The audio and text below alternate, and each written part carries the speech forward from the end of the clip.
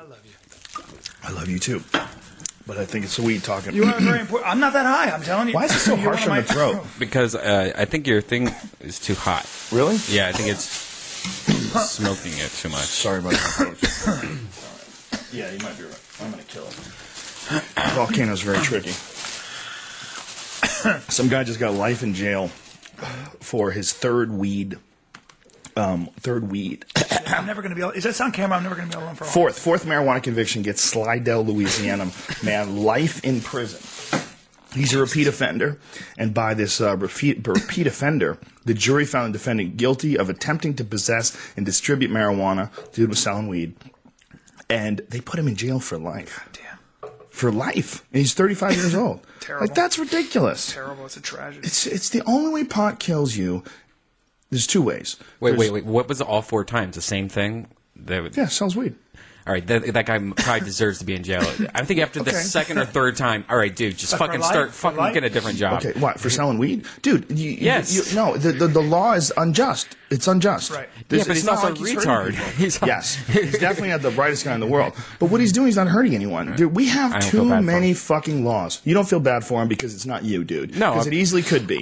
Don't be silly. Anything type strike things. Like, if you have 4 DUIs, I think you deserve to be fucking locked up. Right. You're just a fucking retard. If this guy's selling weed... 4 DUIs are dangerous. You're hurting people. You're scaring people. It doesn't matter. Brian, that matters Well, I a mean, lot. it matters, but it also matters, like, this guy's been in trouble 3 times. 2 times. Shouldn't sell weed anymore, right? Okay, you're right, but you're giving into the man. Yeah. You're saying whatever rules that you make, as illogical as they are, I'm going to follow by them because I don't want to get locked in a cage. What I'm saying is there's no way you should be locking someone in a cage for that. It doesn't make any sense. And if someone does that, they're the criminals. When you have a society, a complex society with a massive amount of access to information, literally you can find the answers to any question instantly on your phone. When you have a law that's in place that's completely illogical, like marijuana laws, and then you prosecute people for them, and then you lock them in jail, you are the criminal. You are the one who's going against logic and nature with all your fucking silly studies. Ron Paul just owned some motherfucker the other day on the Senate floor, and the guy was talking about marijuana. He said he thought heroin should be legal. I think. And Ron Paul just clowned them about personal use, freedom of use, and if heroin was legal, do you think we'd all be using heroin? Right, exactly. It was so on the money, man. About all of it, we need less fucking laws. All you people out there that are involved in this industry of laws and industry of creating jobs that are attached to laws, you're leeches. This is leeching off society. It's a fucking loophole. And if we got rid of that loophole and forced everybody that has some shitbag jobs for locking people up for pot, we would force those people to have more productive lives because they would have to evolve. You would have to contribute. I think that more than any other time in our country's history, the discussion about legalizing drugs is very much alive. And even politicians like Ron Paul, who have a growing following, are being taken very seriously. It's slowly evolving, yeah, when they but say not we fast should legalize enough. drugs. Not fast enough for logic or my taste. It's not changing enough in my lifetime. It is changing. I mean, the climate here in California especially is really revolutionary. If you drive down the street near my house, there's fucking 5 weed stores in a 1-block area. It's really, that is incredible, but it's not changing enough. There's still plenty of fucking morons with these silly ideas about forcing people into other...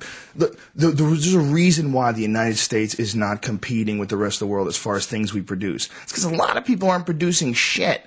They're just a part of some weird fucking system. Some weird system. It's a very weird system that doesn't necessarily make any sense. Our financial system doesn't necessarily make sense. We don't really produce anything. You know, Putin said it best when he was analyzing the United States economy before the crash.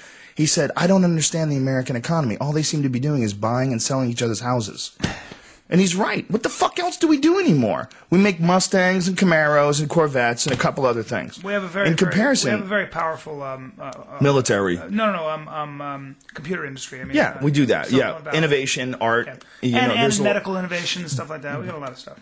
It could be argued, though, that if there were less laws and there were more freedom and there was less people in these fucking bullshit parasitic government jobs, that those people would be forced to contribute. You're damn right. Maybe they would become cabinet makers. That's a great argument. Maybe they'd become authors. You're right. They would contribute. Look, it is a form of social welfare to have shit jobs that aren't necessary. There was a great article in the Wall Street Journal about how a lot of states, 3 out of 1 job are government jobs, not private sector jobs, not manufacturing jobs. When you hear the government created new jobs, and you know what a lot of those jobs are? They're surveyors. Exactly. And weird fucking government positions that are unnecessary. That doesn't build anything. That's not what made this country great. Bureaucrats, and you're absolutely right. And it is a form of social welfare, because if you give someone a job and make it so they don't have to find their path, it's like I've always said, the greatest thing that ever happened to me when I was 21 years old, I played the lottery once. I won a free ticket. I played it again. I won nothing. And then I was done. I said, I quit. That's it. Yeah. What if I was 21 and broke and scared and lost and I won the lottery?